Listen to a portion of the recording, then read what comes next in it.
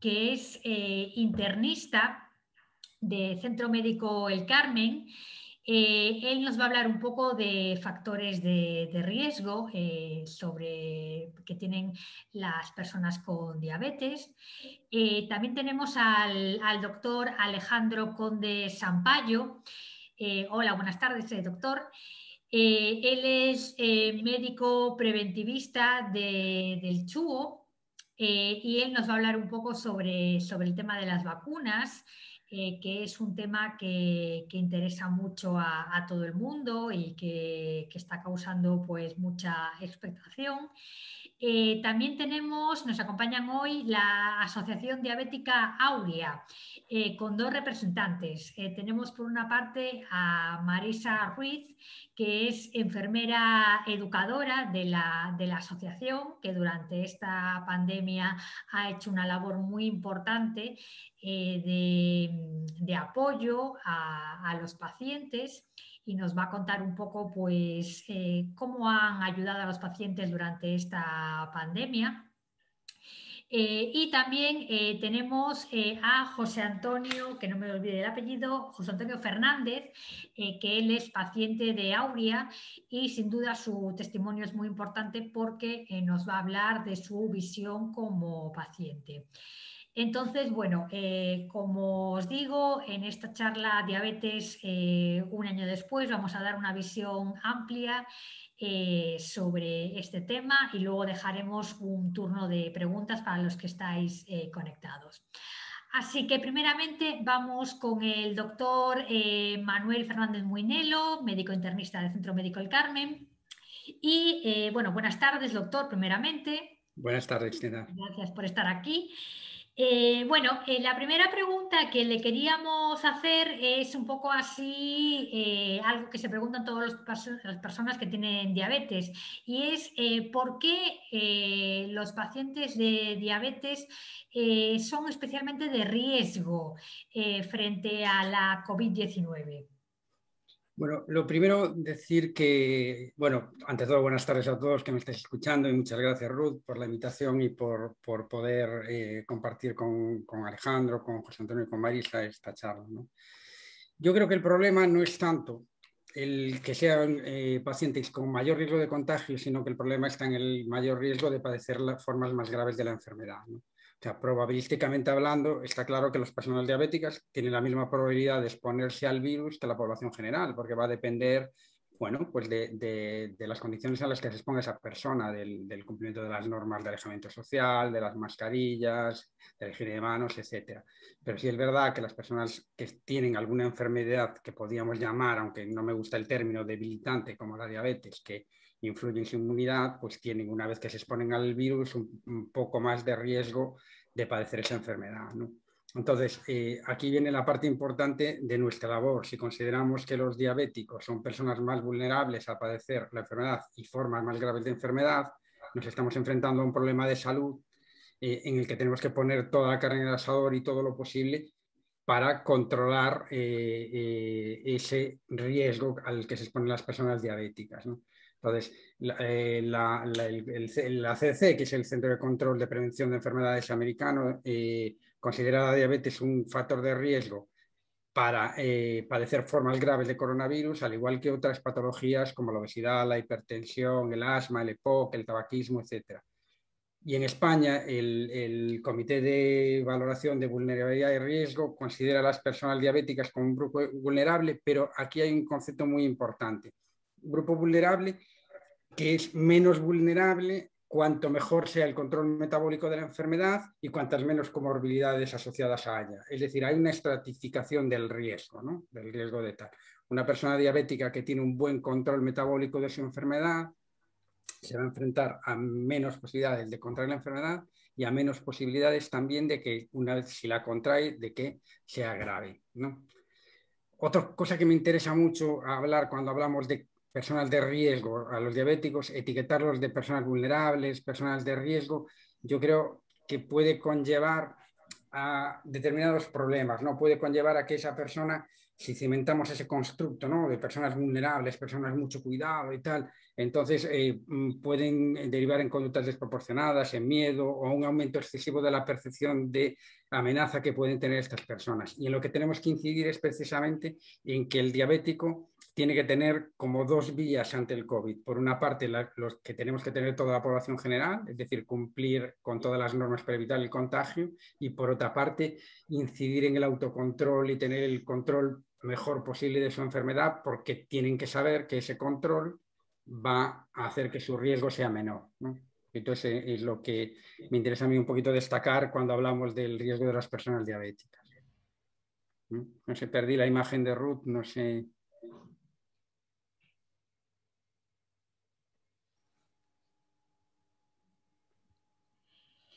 Sí, disculpe, estoy aquí, sí. Perdona, es que te había perdido.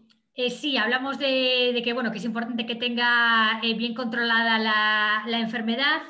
Y en caso de que una persona ya contraiga la enfermedad, ¿qué consecuencias puede acarrear el hecho de que contraiga la COVID-19? Bueno, podemos hablar en la relación entre la diabetes y la COVID-19, podemos hablar de una relación que podemos decir bidireccional, ¿no? Por una parte, los pacientes diabéticos, hablamos que tienen más riesgo de padecer formas graves de la enfermedad, y al mismo tiempo la COVID-19 puede desencadenar complicaciones graves de la diabetes. O sea, las complicaciones que todos los diabéticos conocen, la cetoacidosis diabética, la descompensación hiperosmolar, la resistencia a la insulina, son más graves en pacientes afectados por el COVID-19, ¿no? Entonces, si hablamos de enfermedad severa, entendiendo por enfermedad severa aquella que necesita hospitalización o intubación en UCI, hay varios estudios en metaanálisis que dicen que la diabetes es un factor de mal pronóstico y que incrementa de 2 a 3 veces el riesgo de severidad, es decir, de enfermedad que va a requerir a lo mejor ingreso en UCI. Y 2,5 veces el riesgo de mortalidad respecto a pacientes que no tienen diabetes, ¿no? Esto en diabetes tipo 2. Pero claro, en diabetes tipo 1 no hay estudios tan concluyentes como para decir que la diabetes tipo 1 sí que aumenta la severidad de la infección. Pero claro, la diabetes tipo 2, una de las cosas que tenemos que tener en cuenta es que no suele ser un factor de riesgo aislado. Se suele asociar a edades más avanzadas, se suele asociar a obesidad, y entonces ahí también podemos encontrar una justificación de por qué tenemos más riesgo de enfermedad severa, ¿no? ¿Por qué los diabéticos tienen más riesgo de enfermedad severa? Bueno, por una parte por las alteraciones de la inmunidad que van asociadas a la diabetes. Después lo que hablamos, ¿no? La mayor prevalencia de la diabetes en las personas de edad avanzada, y además la propia COVID-19 puede desencadenar manifestaciones metabólicas severas en la diabetes que empeoran el pronóstico, ¿no? Y que en el contexto del estado inflamatorio que produce la infección por COVID-19 pueden agravar mucho la enfermedad, ¿no? Sabemos, bueno, esto ya todo el mundo lo sabe porque además en este tema hay una sobreinformación tremenda, y en cualquier medio de comunicación se está hablando continuamente de todo esto. Sabemos que la manifestación más grave y que causa la muerte en la mayor parte de los pacientes con COVID-19 o que implica ingreso en UCI, intubación, es el síndrome de distrés respiratorio, es decir, la insuficiencia respiratoria aguda que causa la COVID-19, ¿no?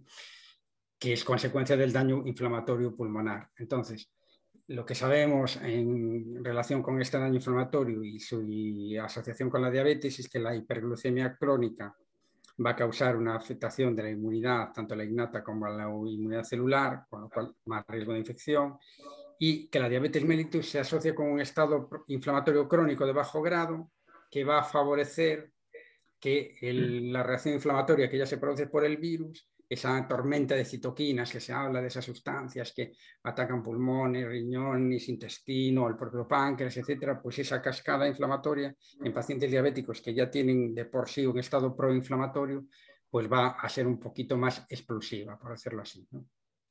Entonces, esas son las causas, las hipótesis de por qué en los diabéticos las manifestaciones son más graves. ¿Tienen más riesgo de trombosis, por ejemplo? El riesgo de trombosis asociado a la diabetes ya de por sí tiene un poquito más de riesgo de trombosis, ¿no? Porque es ese estado inflamatorio crónico y alteraciones vasculares secundarias a la diabetes que siempre hablamos también, que dependen del grado del control metabólico de la diabetes, ¿no? Y de las complicaciones macro y microvasculares que tenga ese paciente previamente, ¿no? Pero bueno, volvemos a lo mismo, diabetes y obesidad juntas, obesidad ya es un factor de riesgo para fenómeno trombótico y la infección por el SARS-CoV-2, el COVID-19, ya también sabemos que es un factor que añade riesgo trombótico. Y digamos que dándole un poco la vuelta a la pregunta, ¿es cierto que se han observado casos de aparición de diabetes tras infección por COVID? Pues sí, sí, la verdad es que está ya muy documentado porque el virus provoca una alteración en el metabolismo de la glucosa que puede llevar a desencadenar una diabetes mellitus, una hiperglucemia, ¿no?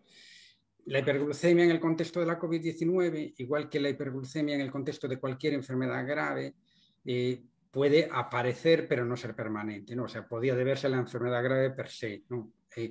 Pero también se puede deber al daño que el propio virus hace en las células beta del páncreas y también a la respuesta inflamatoria que el virus produce en el páncreas, ¿no? Entonces, eso sería un poquito las hipótesis que explicarían por qué en personas no diabéticas con infección SARS-CoV-2 se produce una hiperglucemia, ¿no?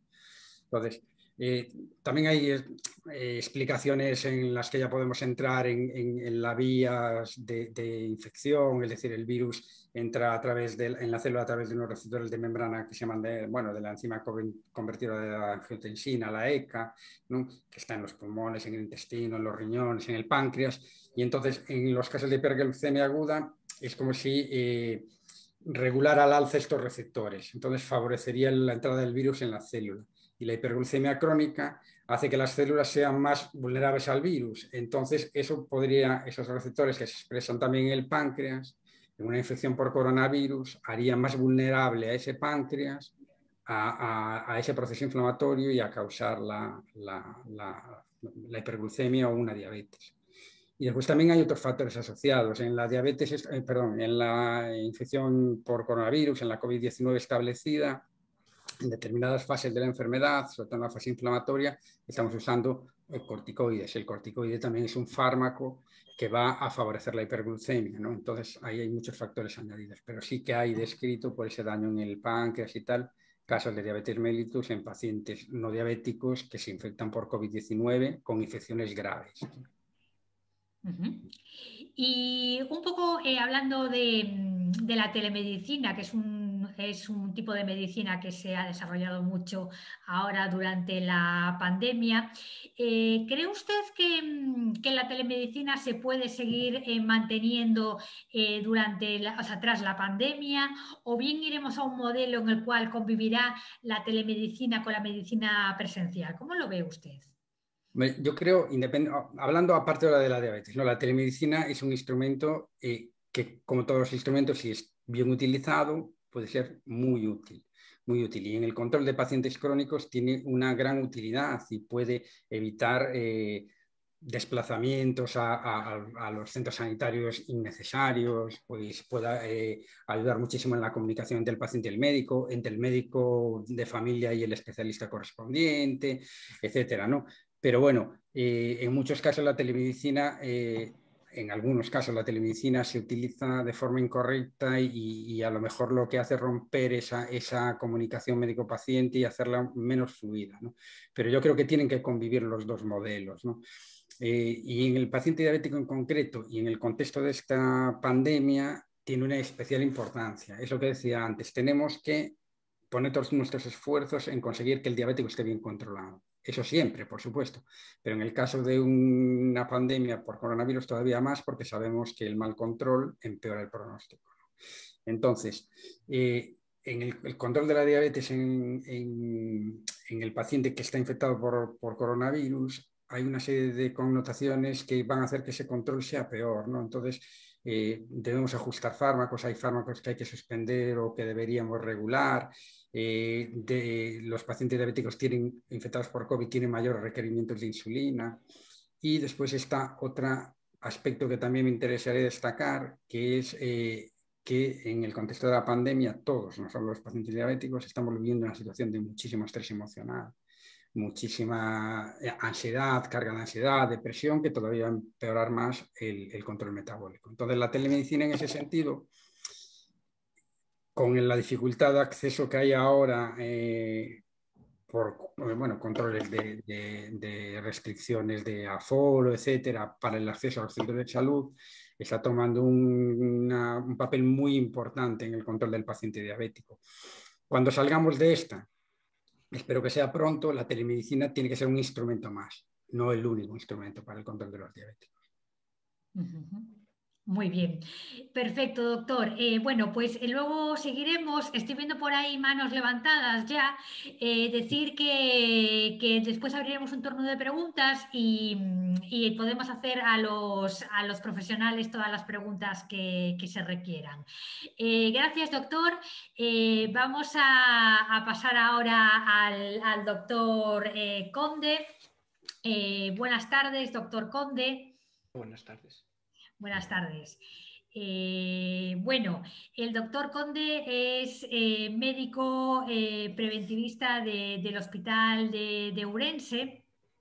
Y él nos va a hablar un poco sobre el tema de, por ejemplo, de las vacunas, que es un tema que interesa mucho a todo el mundo.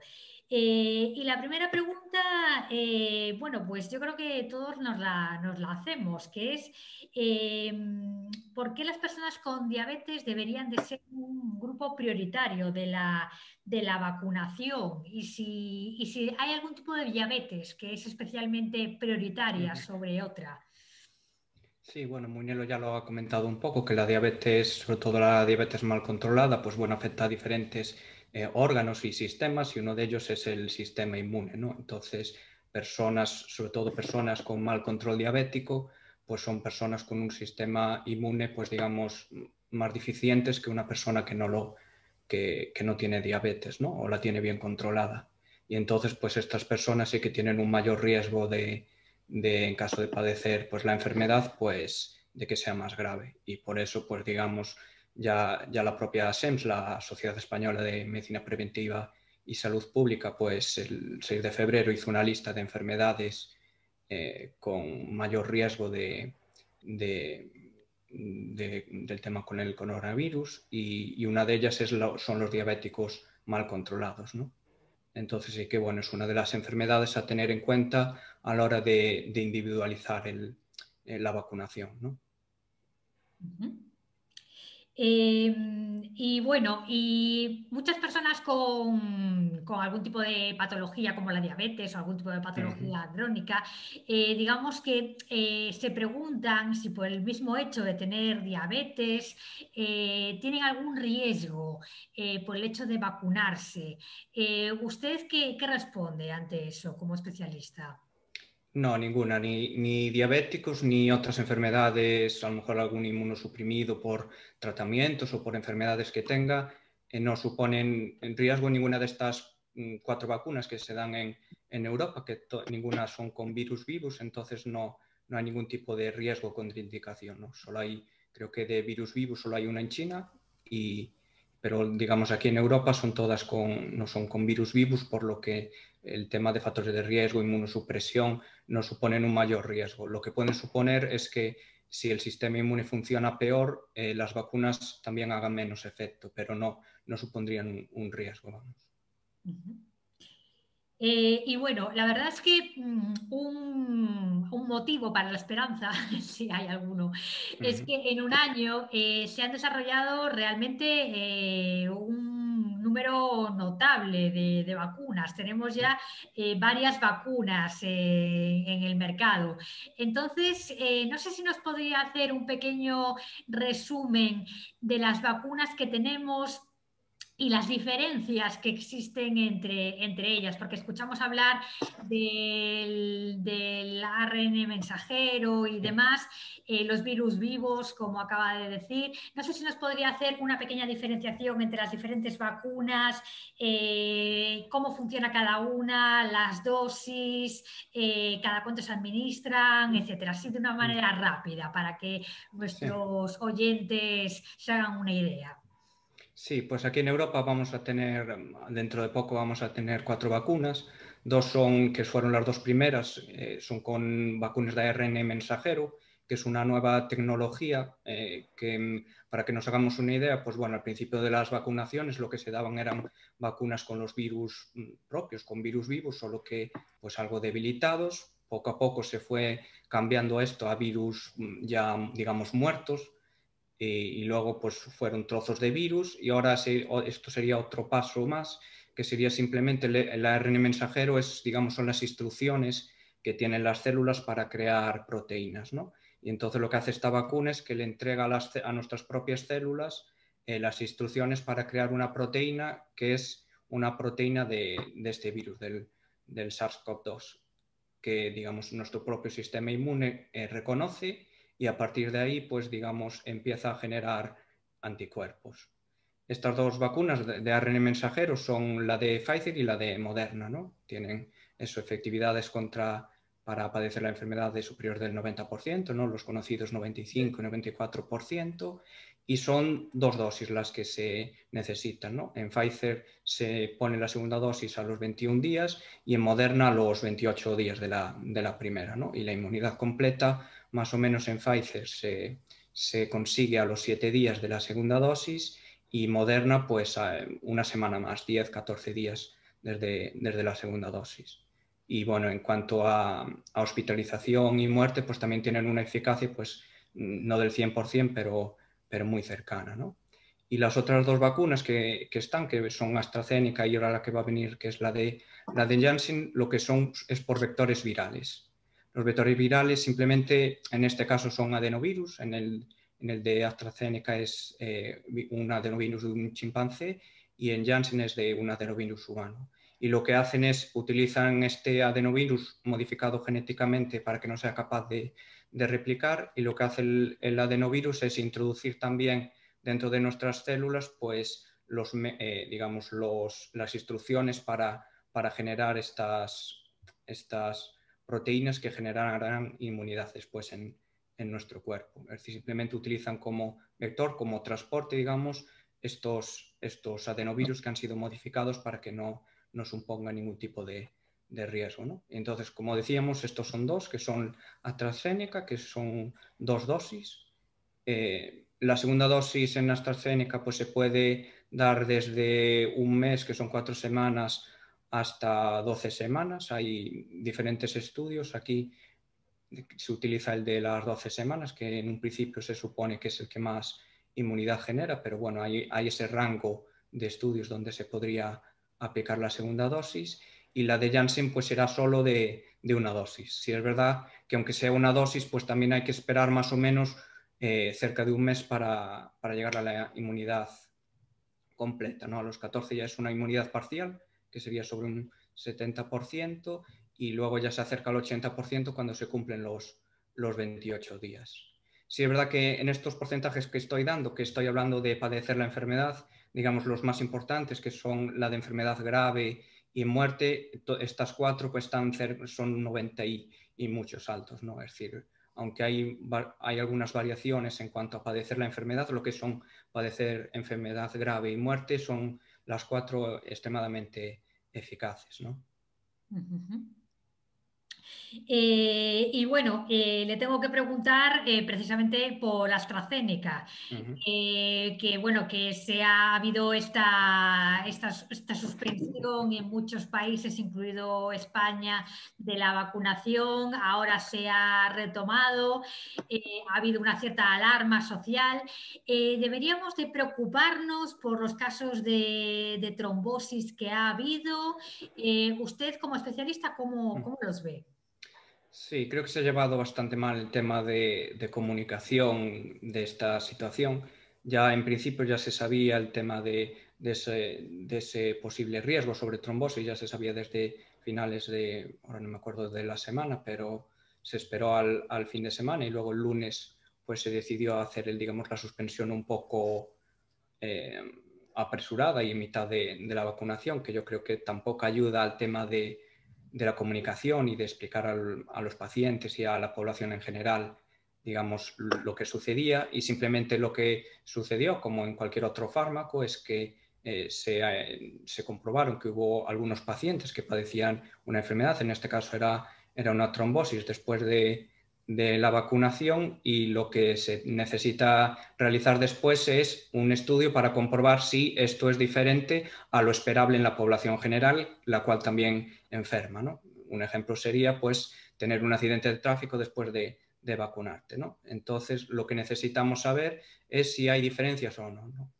En la semana pasada ya la EMA y el resto de asociaciones reguladoras han comentado que no ven un riesgo de momento en sus estudios preliminares, y que necesitan un estudio a mayores para acabar de comprobarlo, ¿no? Lo cual, bueno, ya nos indica de que de existir tiene que ser muy pequeño, ¿no? Porque si tú en un estudio inicial no compruebas nada y necesitas ir con lupa para comprobarlo, estamos hablando de un posible efecto muy bajo, ¿no? Y yo creo que esto hay que tenerlo en cuenta tal como se comenta, es decir, riesgo cero no existe, y tampoco hay que preocuparse. Como comentaba Muinelo, a lo mejor la propia obesidad puede provocar también riesgo de trombos, o tomar, pues, anticonceptivos orales. Es decir, hay muchas situaciones que pueden provocar incluso un aumento superior al posible de la vacuna. Y luego también no solo es riesgo, también es beneficio, ¿no? Es decir, lo que hay que tener en cuenta es si el hecho de vacunarte va a hacer que sea menos probable que mueras por algo, ¿no? Es decir, si es beneficioso. Y en esto, pues bueno, solo comentar con el tema del coronavirus, creo que no hay duda, ¿no? Es decir, estamos hablando de una hipótesis de muy pocos casos de trombosis, que aún está por ver si existen, y en caso de existir, no creo que paralicen la vacunación solo por ese riesgo tan bajo, ¿no? ¿Cree que llegaremos a los porcentajes que dice el gobierno de vacunación del 70% de la población vacunada a final de verano? Va a ser complejo, y como va a depender también de fabricación y de otros elementos que no es tanto a lo mejor la propia administración, va a ser difícil de saber, ¿no? Yo creo que si existen y se fabrican y se compran esas dosis, yo creo que no hay problema para administrarlas, ¿no? El sistema sanitario tiene capacidad para administrarlas sin problemas. Y bueno, a raíz de lo de la polémica con AstraZeneca, hubo lugares donde se convocó a gente para vacunarse y mucha gente no acudió a la cita. ¿Cree que debería ser obligatoria la vacunación? Yo no lo veo necesario. Yo creo que normalmente la mayoría de la gente sabe que es algo bueno y la está esperando y deseando, ¿no? Y lo que sí es que a lo mejor ahora no, además no sería, entraríamos ya también en temas éticos, pero lo que sí puede suceder es que una vez pues ya se haya completado bastante la vacunación, y una persona lo que decida es no vacunarse, y por tanto también no solo está exponiéndose ella a un riesgo, sino a los demás, pues a lo mejor no podrá realizar determinadas actividades por el hecho de estar suponiendo un riesgo para el resto, ¿no? Es decir, tendría que asumir esas consecuencias. Lo que no puede ser es que una persona no vacunada pues suponga un riesgo para otras personas, ¿no? Ujú. Y al hilo de esto, ¿cómo ve usted este proyecto de la Unión Europea de crear un pasaporte de vacunación? ¿Lo ve discriminatorio? ¿Cómo lo ve? Claro, ese es justo el punto, ¿no? Es decir, por ejemplo, yo que soy médico y que estoy vacunado, por ese hecho tengo derecho a lo mejor a irme de viaje y otra persona no. Ahí está el problema ético. Sí es verdad que, por ejemplo, en Estados Unidos se están hablando en reuniones de gente ya vacunada, pues retirar la mascarilla, que a mí aún me parece en España algo apresurado, por lo menos hasta que la mayoría de las personas con factores de riesgo estén vacunadas. Pero sí entraríamos en un tema ético de eso, de equidad, ¿no? De tú estás vacunado y entonces puedes hacer unas cosas, y yo que simplemente no estoy vacunado porque aún no me han dado la oportunidad no puedo realizarlas, ¿no?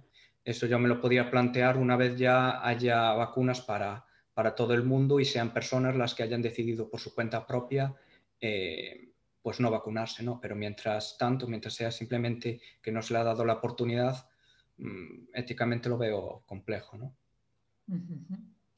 Muy bien, muchas gracias, doctor. Gracias por sus aportaciones sobre las vacunas, que bueno, que sin duda son tranquilizadoras y vamos a pasar ahora a nuestra siguiente invitada, que son la Asociación Auria, que tenemos dos representantes. Buenas tardes, Marisa. Buenas tardes. Buenas tardes. Te he perdido de plano. ¿Has perdido? Sí, muévete un poquito, por favor. No, me ha quitado del plano, no sé. ¿Qué pasó? Sí, es por el... Ahora te veo. Mira, me tengo que arrimar más alto. No, era por el tema del logo, que te había perdido. Bueno, Marisa es enfermera educadora de la Asociación Auria. Y bueno, sobre todo muchas personas con diabetes la conocerán por la labor que hace esta asociación aquí en Ourense. Ella y sus compañeros, por supuesto, y compañeras. Entonces, Marisa, me gustaría que nos relataras un poco tu experiencia atendiendo a las personas con diabetes durante la pandemia, los sucesivos confinamientos que hemos sufrido, más o menos duros, y que un poco que me dijeras si crees que de alguna manera habéis hecho la labor que por saturación no ha podido hacer la atención primaria. Cuéntanos. A ver, os voy a contar. Bueno, primero, muchas gracias por confiar en nosotros, porque después de haber escuchado a los profesionales médicos, pues que también los pacientes y las asociaciones tengan su lugar en estas webinars es muy importante. Entonces, un poco yo os voy a contar qué hicimos como asociación durante la pandemia. Pues bueno, nada más comenzar la pandemia, hay que deciros que la Diputación de Ourense pues, nos consideró como una asociación, digamos, una trayectoria útil y nos incluyó en una situación nos dio una subvención extraordinaria. A mí eso enseguida me llegó a pensar que esto iba para largo, porque si no la Diputación nos iba a gastar los dineros y se nos dijo que había que cerrar las oficinas de forma presencial, o sea, oficina cerrada. Y bueno, pues con ese dinero que vino de la Diputación pudimos contratar a una trabajadora social que fue la persona que coordinaba todo el equipo, porque el equipo se fragmentó, se puso en marcha la consulta telemática. Bueno, fue una experiencia importante, pero esa consulta telemática no era solo para los socios, ¿eh? En redes sociales se amplió la consulta telemática a toda la población de Ourense y su provincia. Se dividió el grupo en dos, porque claro, tenemos que tener en cuenta que hay personas con diabetes tipo 1, personas con diabetes gestacional y personas con diabetes tipo 2, así a grandes rasgos. Entonces pensamos enseguida que las personas con diabetes tipo 1 y las personas con diabetes gestacional iban a tener menos problemas porque tienen una formación específica, porque tienen suficientes medios diagnósticos para poderse controlar y además estábamos seguros de que las gestantes y los niños iban a estar perfectamente atendidos en el hospital. Entonces yo contacté también con las enfermeras del hospital, con los educadores de arriba, no te preocupes, lo que necesitéis, pues algún médico del complejo también nos dijo, no os preocupéis, lo que haga falta y tal. Entonces, bueno, empezamos a trabajar. Entonces, bueno, a un grupo se dedicó a llamar a todas las personas tipo 2, personas mayores, sobre todo las mayores, para ver qué necesidades tenían y cómo se las podíamos orientar. Se les llamó varias veces a lo largo de la pandemia. Bueno, ¿os acordáis que al principio de todo era una locura de las mascarillas? Porque es que no había mascarillas. Entonces, todo el mundo quería mascarillas. Aquí dos socias maravillosas, tanto Luisa como... Ay, no digo, no lo llamo. Bueno, se pusieron a coser como locas y cosían y cosían y cosían. Entonces, ¿qué hicimos? Teníamos que repartir las mascarillas. Contratamos con Protección Civil, que se puso totalmente a nuestro servicio y fue una maravilla. Ellos nos llevaban a los domicilios con sus coches, y nosotros íbamos que parecíamos astronautas, llegábamos a los domicilios para llevar las mascarillas y después también está claro que surgió el problema de que al no tener contacto con primaria, las personas con diabetes tipo 2 se quedaron sin ningún tipo de ayuda. O sea, no tenían glucómetros, no tenían tiras. no tenían manera de hacer las cosas. Entonces pensamos enseguida poner en marcha un programa afrontando los 4 pilares del tratamiento de la diabetes. Todos sabemos que el primer pilar del tratamiento de la diabetes es una alimentación saludable. Claro, aquí ya sabéis cómo el personal se aficionó a la cocina. Andaban las harinas y los hidratos por toda la casa. Yo creo que volaban por el aire. La gente haciendo reposterías y comiéndoselas. Entonces, claro, el problema era que la alimentación, las personas tenían mucho que comer y comían, pues no sé, a destiempo, que era de programa. Con lo cual, pues, empezamos a pensar que estas personas que estaban en un límite de control se iban a empeorar. Así que les llamamos, teníamos tiras, pudimos ofrecerles tiras y glucómetros. Había que ir a las casas, enseñarles cómo funcionar con los glucómetros, hombre, explicarles esas cifras que tenían, qué significaban y cómo con la alimentación podríamos conseguir un control un poco bueno de su diabetes. Entonces estábamos ahí. Recordar que había pan, patatas, pastas, fruta, leche, digo, andaban por todas las casas, la gente comía que daba gusto. Entonces, ahí empezó. Tuvimos que contactar con Cáritas, porque había personas que no tenían posibilidad de poder comer porque sus ingresos económicos eran malos, porque bueno, su situación no les permitía salir a la calle, había que llevarles la comida. Contactamos con Cáritas, no hay ningún problema, Protección Civil y el ayuntamiento llevaban las comidas a casas, bueno, se comía lo que había y el segundo pilar del tratamiento de la diabetes es la actividad física. Y aquí sí que ya era el gran reto. Estábamos confinados, no podíamos salir a la calle. La actividad física era, según muchas personas, imposible de hacer. Yo os puedo decir que un día, yo en el pasillo de mi casa llegué a hacer 11 kilómetros. Mis hijos me amenazaron con comprarme los pobres leves. Yo había tenido un percance, había caído, había roto una muñeca, pero bueno, la actividad física fue difícil de hacer porque la gente estaba sentada. Yo un día fuimos a una casa y me recordaré toda la vida. En aquella casa vivían 7 personas. Cuando entramos, 5 estaban sentadas en un sofá. Jóvenes, porque la actividad física era cero. La diabetes, entre que comían como podían y buenamente lo hacían, y la actividad física cero, pues ahí estábamos con este problema. Nos dimos cuenta también de que la gente tenía una moral muy baja. Tenían miedo, estaban muy apáticos. Entonces la asociación ya en ese momento se incorporó una orientadora, educadora emocional al programa. Todos los socios tienen acceso a ese educador emocional para poder, si tienen un problema, poderlo compartir y bueno, ella les va echando una mano. Pues en cuanto al control de la glucemia, que es un pilar fundamental, sabéis que la administración del SERGAS, pues a las personas con diabetes tipo 2, los tiene francamente olvidados. El ir al médico una vez al mes o cada 3 meses a que te hagan una glucemia por la mañana, hombre, menos es nada, evidentemente, pero como una gran solución para un control de la diabetes en época de pandemia, pues va a ser que no. Entonces, bueno, pues las personas que lo pidieron, en primer momento entregamos ya de entrada 21 cajas de tiras y 5 se enviaron por correo hacia los pueblos y se entregaron los 4 glucómetros. En total habremos entregado unas 100 cajas de tiras y unos 10 glucómetros a lo largo de la pandemia. Seguimos entregando. En la cosita de enfermería nuestra, de allí, bueno, lo que podemos decir así, atender, durante la pandemia se han atendido unas 50 personas y durante el confinamiento se siguieron continuamente 12 personas. ¿De dónde venían? 2 vinieron de Cáritas, 2 de Cruz Roja, de otra asociación vino una persona y los trabajadores sociales de los centros nos remitieron 3 personas. En este tiempo también hubo gente que se cayó y gente que se quemó. Pues ahí estuvimos, haciendo las curas de las heridas y de las quemaduras. Sí que es verdad que tuvimos que llevar insulina a veces a casa. Me recuerdo un caso especial de una familia que estaba toda con COVID, toda recluida. Eran personas que habían venido, yo creo que de Venezuela, no me acuerdo bien. En ese momento no tenían seguridad social, porque sabéis que hay un compás de tiempo en que no tienen derecho a la asistencia sanitaria. Entonces contactó con nosotros la trabajadora social del ayuntamiento y recuerdo que tuvimos que localizar un médico para que nos hiciera una receta para poder comprar esa insulina y llevársela a esa familia. Afortunadamente, en un periodo muy cortito de tiempo, ellos consiguieron de su tarjeta sanitaria y no tuvimos que volver a llevársela otra vez. Y bueno, pues así fue como hicimos haciendo. En cuanto a personas de la asociación, que sepamos a este momento, 6 personas han tenido COVID. Una estuvo ingresada, era mayor, tenía problemas asociados importantes y bueno, bien, al final le dieron su alta, estuvo con corticoides y demás. Cuando volvió a casa, pues hubo que ayudarle un poquito para las compensaciones, pero vaya bien. En cuanto a otra persona también con diabetes tipo 1, aparte de José Antonio, estuvo en casa, estuvo mal.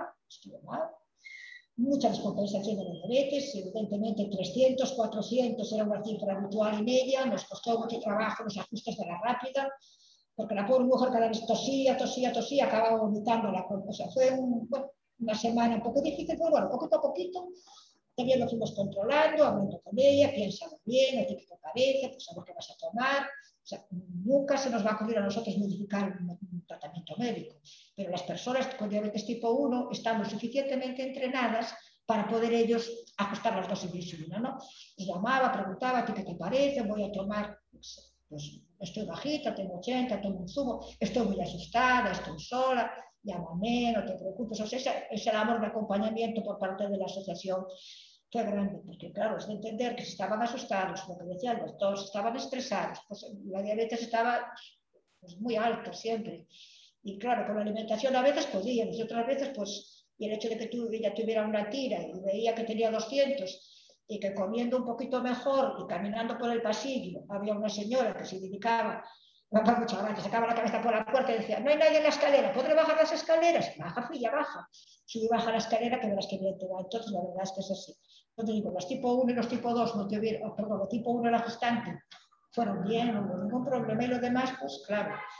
Entonces yo pienso que la importancia de todo esto nos lleva a pensar la importancia de que las personas con diabetes reciban una formación adecuada en diabetes, que tengan, a ver, unos conocimientos amplios de diabetes y además que tengan los suficientes medios diagnósticos, cada uno los suyos, los que necesitan. Pero algo porque eso te iba a preguntar, que hay estudios que dicen que solo el 45% de las personas con diabetes han recibido una formación específica para saber controlar su enfermedad. ¿Cómo crees que podríamos mejorar esto? A ver, esa formación específica se refieren siempre las personas con diabetes tipo 1 y las gestantes. Esa formación la reciben siempre. El concepto comer por raciones, que yo creo que deberían, no sé, si estudiarlo los niños en el colegio. Algún día habrá una enfermera escolar, que le pueda explicar a los niños lo que son los hidratos de carbono y que si su compañero tiene diabetes, sería una clase magistral en un colegio. Entonces, ¿qué tienen que aprender las personas con diabetes tipo 2? Vamos a quedarnos con los tipo 2. A ver, tienen que saber que el pan, las patatas, los macarrones, el arroz, la fruta y la leche son el mayor aporte de hidratos. Es verdad que la grasa y las proteínas están ahí, pero claro, lo que les va a subir mucho la glucemia es esto. Tienen que saber que tienen que hacer actividad física y que no van a hacerla el domingo, que la tienen que hacer de manera periódica.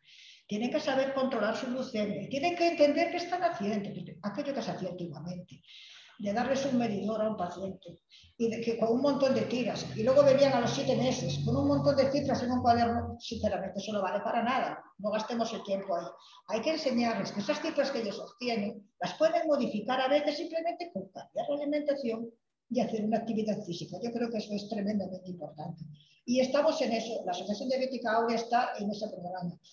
Los talleres son importantísimos. Por fin, la semana pasada se pudo hacer al público el primer taller presencial, no.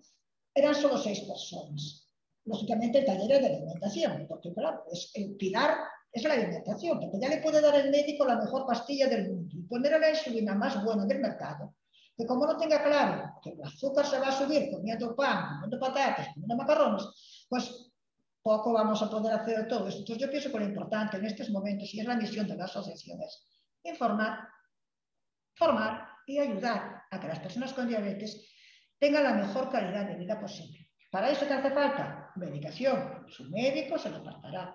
Ahora, aprender a comer saludablemente, porque la persona con diabetes puede y debe comer de todo, de algunas cosas más, de otras cosas menos. En algún momento del día podrá comer aquella cosa que parece que entre comillas está prohibida, pero claro, si yo voy a hacer, nosotros hacemos andainas, ¿no? Las personas con diabetes vienen a la andaina. Bueno, habías de ver qué bocadillos de jamón tan hermosos, pues comemos en mitad de la andaina, hacemos 15 kilómetros. No hay ningún problema. Claro, si yo estoy toda la tarde con el culo puesto en el sofá y a las 5 de la tarde me voy a tomar un bocadillo de jamón y una Coca-Cola, pues no se va a pasar. Entonces ya digo, formar, acompañar. La asociación está para acompañar. Todos tenemos más o menos los mismos problemas, las mismas patologías, y yo creo que esa es la misión que tenemos en la asociación y es lo que hemos estado haciendo durante toda la pandemia. seguiremos haciendo. Muy bien, Marisa. Pues invitamos a todos a acudir a Aurea. Desde luego que la labor que habéis hecho y que seguís haciendo es imprescindible. Y un poco para dar esa otra visión, tenemos a José Antonio, que es paciente de diabetes, y me gustaría que nos contaras un poquito cómo lo has vivido tú, esta pandemia y los confinamientos más o menos duros que hemos tenido. ¿Cómo los has vivido tú? Bueno, yo, para decirte la verdad, al principio lo cogí muy mal, muy mal, muy mal. Porque estar en casa solo, vuelta para aquí, contar baldosos, ir para otra habitación, venir para aquí, mirar por el balcón, a mí no se me pasaba el tiempo. Cuando yo era una persona de estar siempre en la calle. Y gracias a la asociación que me fue llamando y diciéndome, haz esto, haz aquello. José Antonio cogió COVID. Y entonces cuando debutó con el COVID, está contando su experiencia cuando él debutó con el COVID y quedó solo en casa. Diabetes tipo 1, lógicamente multidosis de insulina. Sí, yo allí lo pasé muy mal, no sé cómo lo pasarían los que estarían ingresados en la residencia o algo por el estilo. Ahora, yo lo pasé muy mal, muy mal. Tuve la suerte de un compañero socio también, Milucho, que todos los días me traía el pan. Y después mi hija me subía la comida, pero no nos veíamos la cara, porque ella estaba igual que yo, aunque no era diabética. Y entonces, bueno, iba trampeando un poco, pero todo el día me parece que tenía 20 horas la mañana. Y a la noche, A la noche me llamaba y me decía, me voy a la cama y tengo 105, ¿qué hago? Y yo, aparte de dormir, que ya estás en edad de dormir, ¿qué haces? Tómate un poquito, un vaso de leche, llámame a las 3 de la mañana, no te preocupes, tú llámame cuando lo necesites. Porque así era el planteamiento con las personas que estaban solas en multidosis de insulina. Entonces, bueno, la verdad que alguna hipoglucemia sí que hizo, porque alguna hipoglucemia sí que hizo, sí, que se solventó los consumos y, bueno, bien, se solventó bien, pero afortunadamente también tengo que decir que en este momento se planteó el poner el freestyle libre. Sabes que el freestyle libre es un aparatito para mirar la glucosa que no hay que pincharse a los dedos. Y ahí sí que de verdad... Sí, eso... Ahí sí que de verdad fue una solución perfecta. Es que se pinchaba los dedos 10 veces al día, o más. Y entonces, bueno, el poder pasar el sensor y no tener que pincharse, la tranquilidad de que cada minuto con las tendencias. Y mira, Marisa, que la tendencia es a la baja, que, a ver, fue de verdad otra cosa y otra manera de enfocarlo. Pero sí que lo pasó mal. Soluciones nuevas para controlar la enfermedad de alguna manera. Es una gozada, yo entiendo que no es para todo el mundo, lo entiendo. Algún día será para todo el mundo. Porque otras personas, pues tipo 1, tendrán cosas mucho mejores, muchísimo mejores. Pero claro, cuando estás pinchándote los deditos 5 y 6 veces al día durante 40 años, pues a lo mejor también te mereces que la tecnología llegue a tu casa. Entonces, la verdad que fue una decisión que tomaron en un principio la familia y después, afortunadamente, el sistema de salud ahora se lo provee ya, que ya se lo da. Y bueno, fue una gran ayuda porque la otra persona, tipo 1, que estaba, pues, de verdad, que algún día se pinchó, yo creo que 10 veces o 12 veces, porque no remontaba la hipoglucemia, no la remontaba. Y bueno, no había tiras que le daran, porque claro, estaba sola, encerrada en la habitación, con 35 de azúcar. Entonces, claro, fue una gran ayuda para eso. La importancia de que las personas dispongan, pues a lo mejor si una persona tipo 2, su médico considera que tiene que tener, yo no lo entiendo, 3 tiras a la semana, a lo mejor en pandemia le tiene que poner 7, porque a lo mejor no le llega, porque está sola y está asustada y no sé, se encuentra mal y se gasta la tira y hasta la semana que viene no tiene otra. Entonces, bueno, sí que de las asociaciones sí que se reclama que todas las personas tengan derecho tanto a formación, a información, a apoyo y a disponer de la medicación que la tiene, la mejor del mundo para cada uno, pero de los medios diagnósticos que sean necesarios en un momento de pandemia, a lo mejor, pues hay que ser más generosos con los medios diagnósticos, digo yo, vamos. ¿Y usted, José Antonio, qué opina? ¿También reclama más medios diagnósticos? ¿Qué pide como paciente? Yo como paciente, todo lo mejor que puede venir, mejor. Yo lo pasé muy mal pinchándome todos los dedos, que ya no sabía si eran míos, si ya de quién eran. Porque claro, no sabía controlar. Si a la mañana me levantaba con 100, después por la media mañana si iba a andar o si iba a hacer algún ejercicio, no sabía si tenía más o tenía menos. Si me encontraba yo mal, vamos a pinchar otra vez, otra pinchazo en el dedo. Y a lo mejor estaba en 80. Digo, no, si sigo andando me voy a quedar sin nada. Y ahora sí, estoy muy orgulloso de esto que me dieron, que lo habrá mejor, no digo que no. Ahora, para mí, esto es lo mejor que me pudieron dar, de momento. Claro, y si mañana me dan otro, que es mejor que este, yo encantado. Y claro, le digo a todos los, bueno, que tenemos esta enfermedad, la cual yo amo y la quiero mucho, Es la tuya. porque es mía y no se la doy a nadie, eso seguro que no, pues que se cuide, yo me cuido, no el 100%, no lo puedo decir porque no lo hago, pero por lo menos cuidarnos, bueno, un 70, un 80, y si nos cuidamos así, hacemos nuestras cosas como las tenemos que hacer, pues sí, al doctor hay que ir, junto al médico hay que ir siempre. Ir, mirar las analíticas, pues si hiciste esto mal, hiciste esto bien, o esto tienes subido, pues hay que controlar eso. A ver por qué yo hice esto mal. Pues hay que saber el por qué lo hiciste. Porque el médico te dice, oye, esto está mal. No, estará mal. Pero si no le buscas tú una solución, que es el que tienes tú la enfermedad, el médico no te va a encontrar solución ninguna. Por muy buen doctor que sea, que no estoy en contra de ninguno. o sea, usted reclama el autocuidarse, digamos, y es responsable. Exacto. Cada uno con el suyo. Yo no le voy a dar consejos a un compañero de que haga esto porque yo lo hago. No, no. Tú haz esto porque yo hago esto. Cada uno que haga lo suyo con su enfermedad. Que ojalá le vaya bien. Porque yo me considero que de momento me va bastante bien. Sí. Tiene muy buen control. Bueno, pues con ese mensaje de responsabilidad nos quedamos entonces. Bueno, pues ahora invito a todo el mundo que quiera hacer preguntas por el chat. Nos han ido dejando aquí algunas cosas. Nos dice Esteban Sánchez, yo soy celador y voluntario de la asociación Aurea. No sé si alguien lo conoce por aquí, Marisa. María Irene González, que nos dice que le parece muy interesante. No sé si alguien más quiere hacer alguna pregunta por el chat o que levante la mano.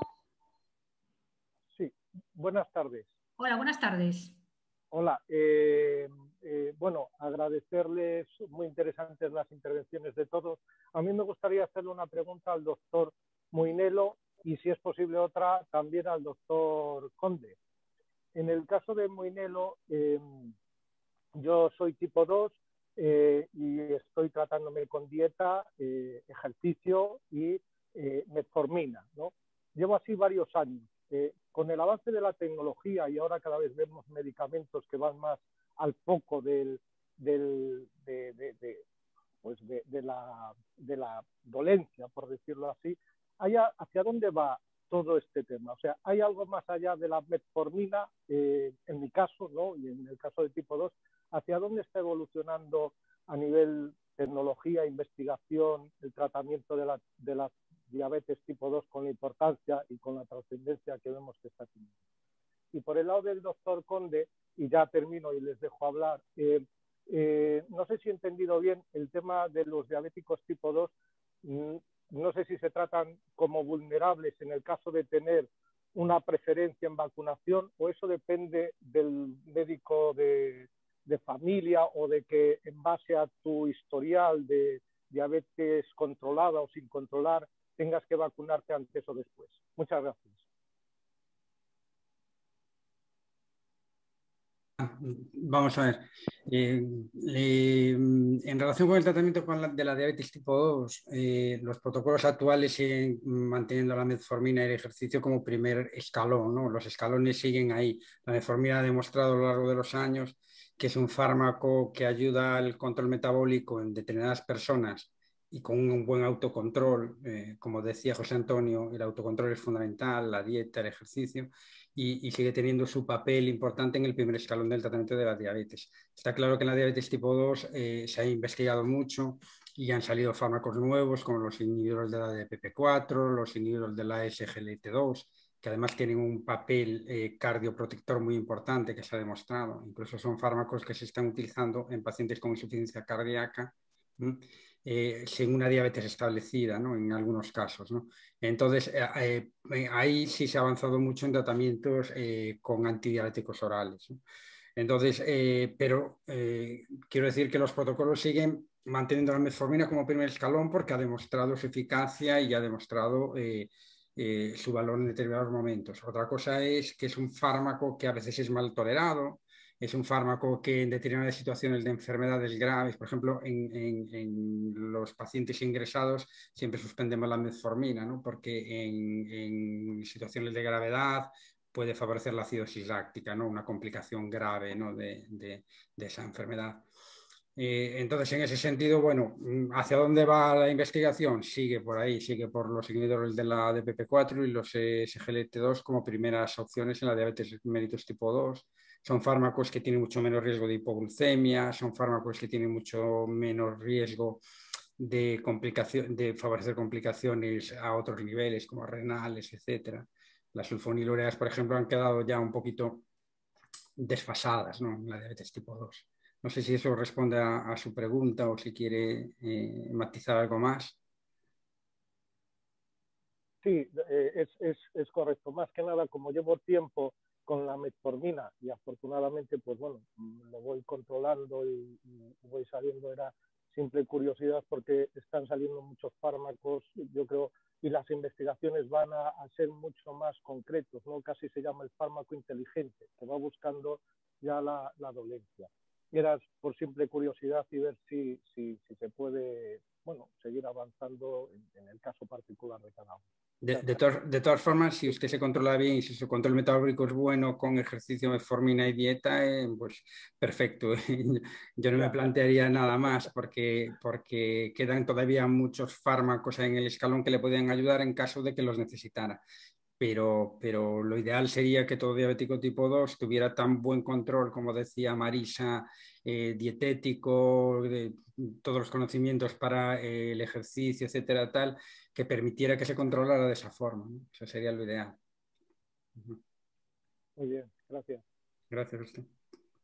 Vale, en cuanto al tema de vacunación, yo me refería a que la diabetes es sobre todo la mal controlada, tanto 2 o tipo 1, es decir, independientemente de eso, las diabetes mal controladas son un factor de riesgo que hace que si tú padeces la enfermedad, pues tengas más posibilidades de un evento, unas complicaciones mayores, incluso la muerte, ¿no? Y entonces, pues veo necesario pues individualizar ese riesgo, sobre todo en una enfermedad que tiene las vacunas pues contadas, pues sí que sería necesario. No digo que actualmente esté dentro de los planes dentro del ministerio, dentro de las enfermedades que se han ya incluido, que son dializados, trasplantados, síndrome de Down mayores de 40 años, que también son enfermedades que tienen un mayor riesgo en caso de padecer la enfermedad, de que sea más grave. Pero yo me refería a eso, de que es una enfermedad que en un futuro habrá que individualizar y, digamos, tener ese factor en cuenta a la hora de vacunar, ¿no? Porque sobre todo cuando tenemos vacunas muy justas, pues hay que intentar ajustar y acertar en qué persona necesita más esa vacuna. Pero actualmente no está los diabéticos no están dentro de un factor de riesgo específico y de momento van por edad, ¿no? Es posible que esto cambie porque ha ido cambiando los diferentes protocolos de vacunación desde el 26, que fue el último actualizado, ya está pendiente de una nueva actualización, pero actualmente no están dentro de las enfermedades a priorizar. No sé si me explico o... Sí, perfectamente. Sí. Sí, está claro. Yo era lo que pensaba, que no hay ningún protocolo actual. No, actualmente no están incluidos los diabéticos. Muy bien. Gracias. Bueno, tenemos por aquí un elogio para ti, Marisa, de María Irene González Páez, que dice: enhorabuena, hacéis una labor impagable. Yo soy enfermera de endocrinología aquí en Ourense y conozco muy bien a Marisa, es una profesional inmejorable. Muchas gracias, Irene, tú eres un encanto de chica. Y de verdad que también tengo que reconocer que contactamos contigo en el momento de la pandemia, no hubo ningún problema, estuvisteis siempre dispuestas a ayudar. Gracias a vosotros también, pues teníamos las espaldas cubiertas un poquito porque ya dije, nosotros jamás vamos a modificar un tratamiento ni nada, pero claro, el poder contactar con vosotros para que tú llamases al endocrino y el endocrino nos echara una mano fue un soporte muy importante. Haces también una labor fantástica. Un placer, compañera, un placer. Bueno, no sé si alguien más... Yo quería... ¿Me oyes? Sí, te oímos, Paz. Hola, buenas tardes. Bueno, yo soy Paz Gómez del Valle, soy la presidenta de la Asociación Diabética Aurea. Daros las gracias por la invitación, que siempre es muy importante. Y luego quería pedirles un favor a los dos grandes profesionales que nos han acompañado esta tarde. Por favor, no os dirijáis a nosotros como diabéticos, somos personas con diabetes. Vamos a intentar cambiar esto porque somos altos, rubios, bajos, gordos, simpáticos, antipáticos. Eso lo somos nosotros como personas, pero lo otro lo tenemos. Es adquirido pues, por una simpática cosa que dejó de funcionar, pues, y que eso, pero que le cogemos muchísimo cariño a la enfermedad, la hacemos nuestra compañera de vida, nos mimamos, porque si yo la mimo a ella, ella me va a mimar a mí muchísimo, pero entonces yo les pediría por favor que se vaya cambiando esta manera de dirigirse a las personas con diabetes. Y eso es en todas partes, pero yo lo machaco con profesionales de la medicina, de sanidad, profesionales de periodismo, con todo el mundo, que tengo la ocasión de recordarles de que por favor vayamos cambiando el adjetivo. Somos personas con, no somos lo que somos. Tenemos diabetes, no somos diabéticos. Y muchísimas gracias. Y ya, bueno, Marisa, ya sabéis que podéis contar, pues ya os lo dice ella siempre, pero la asociación está para lo que vosotros necesitéis. Si veis que tenéis por ahí a alguien que necesita de nuestra ayuda, lo acogemos con todo el cariño del mundo. Cualquier paciente, ya te digo, de cualquier condición, eso, si puede pagar la cuota, bienvenido sea, y si no puede, igual de bienvenido es y tiene exactamente los mismos derechos que el que paga la cuota. O sea que estamos para atender a las personas con diabetes y para la diabetes. Muchísimas gracias. Gracias, Paz. ¿Alguien más por ahí?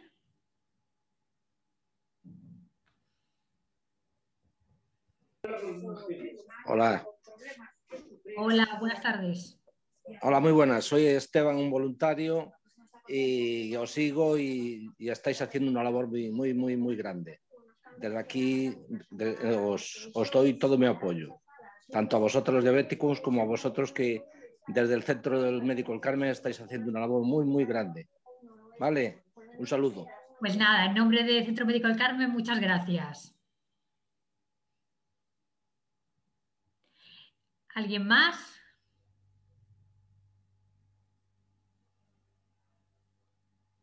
¿Alguien más que se anime?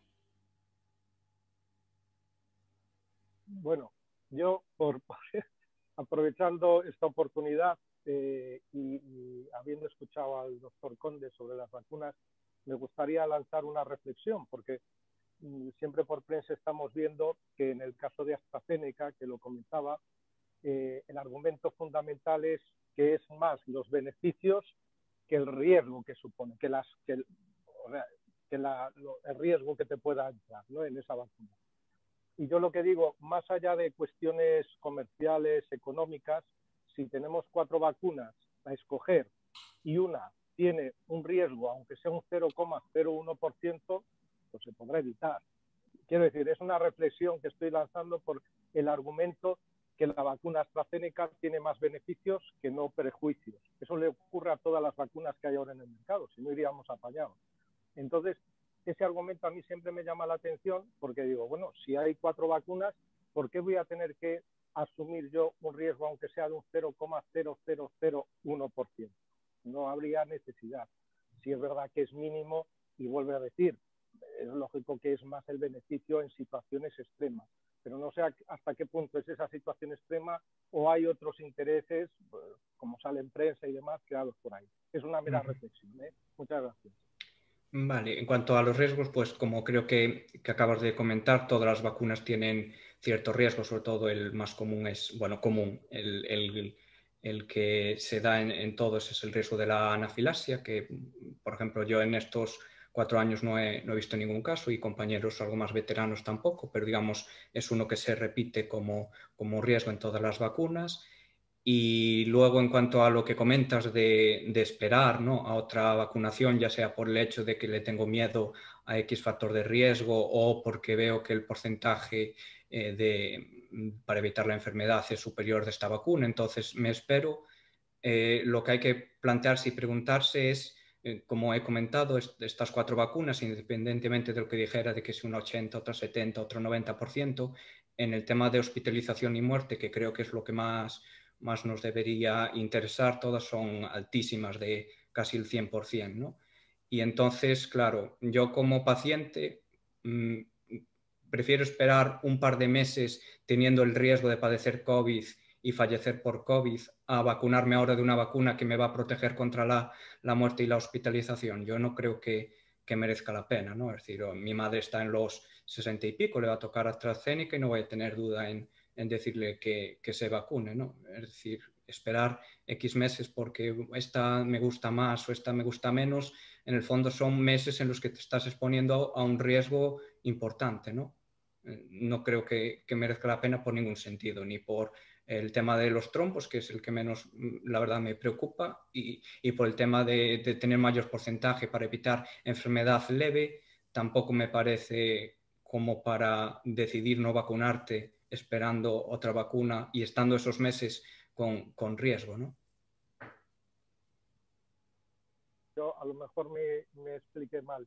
No hablaba tanto de esperar o no. O sea, estaba poniendo todo en la misma balanza y que haya disponibilidad de vacunas. La disponibilidad de vacunas es cuestionable porque van a salir otras al mercado, que se van a recibir ahora en abril no sé cuántas tandadas, etcétera, etcétera, ¿no? Es cuestión a lo mejor de tiempo. Pero eso es un caso añadido, ¿no? Al igual que es el caso del suministro de vacunas y demás. Yo me basaba simplemente en el argumento de que es más beneficio, que eso es incuestionable, ¿no? Y ante una vacunación, pues yo también me vacunaría, porque el riesgo que puedes tener, aunque sea un 0,3 o un 0,4, de terminar en una UCI o en un cuadro clínico grave, es más elevado, ¿no?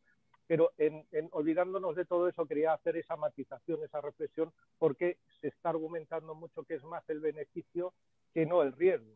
Y la cuestión como usuario o como persona que voy a administrar, ¿por qué tengo, si hubiese vacunas del resto para todas? Que sí es verdad que hay que apuntar esa matización que usted hacía en cuanto a que si eso supone que tengo que esperar un mes, pues no lo espero, obviamente. Pero si tengo otra alternativa que no me suponga esperar, pues sería lo que es cuestionable. Es la reflexión que quería hacer, no más allá de entrar en matizaciones de disponibilidad de vacunas. Era una mera reflexión. Gracias.